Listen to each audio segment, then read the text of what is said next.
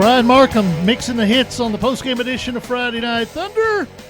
Dennis Weaver, Josh Peterson, Hayden Profit, Keith Kinzer, and whatever gremlins that have been infecting our equipment here until 11 o'clock.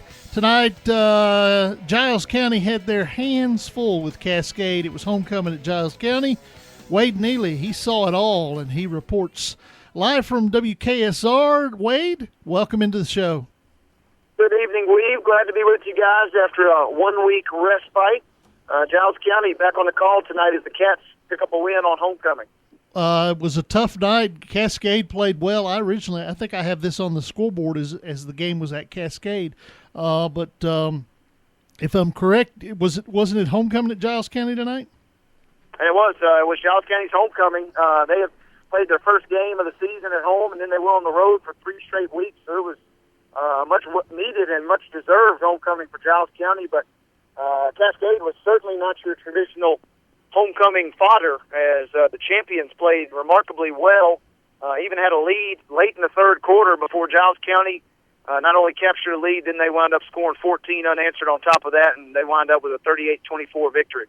Talk about who the stars were, and as I listened to part of your broadcast, not a whole lot, as we were covered up with some other stuff here, but I saw that Cameron Ordway committed to Ole Miss. What kind of game did he have tonight after he got that decision out of his way?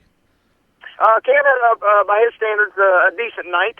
He was not really challenged a bunch down the field, and he had kind of a pedestrian night carrying the football, but he did have a kind of a game-sealing interception where the Cascade quarterback thought he had a sliver of space to throw, but Cam kind of closed down on a ball, made an interception in the end zone, took a knee, and sealed the ball game. The real stars tonight, though, were the two other seniors on offense, senior quarterback Trevor Holder and senior wideout Lucas Harrison. They connected for 3 touchdown passes, over 200 receiving yards for Lucas, who was really kind of called upon to be a huge focal point tonight in the offense, because they desperately needed to move the chains on second and longs and third and longs, and every time they dialed up number 10's number, he came up with big catch after big catch. And those two, the quarterback Holder and the receiver Harrison, absolutely with 2 huge games tonight for Giles County.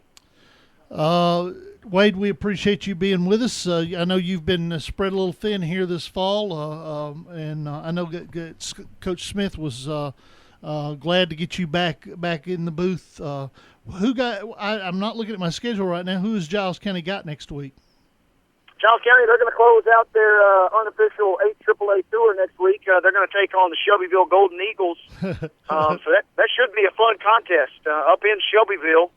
So they bounce from one Bedford County team to the other on the road next Friday night against Shelbyville. Those two teams have hooked up over the last couple of years a few times, and they've always been some pretty good contests. So looking forward to a good one next Friday night.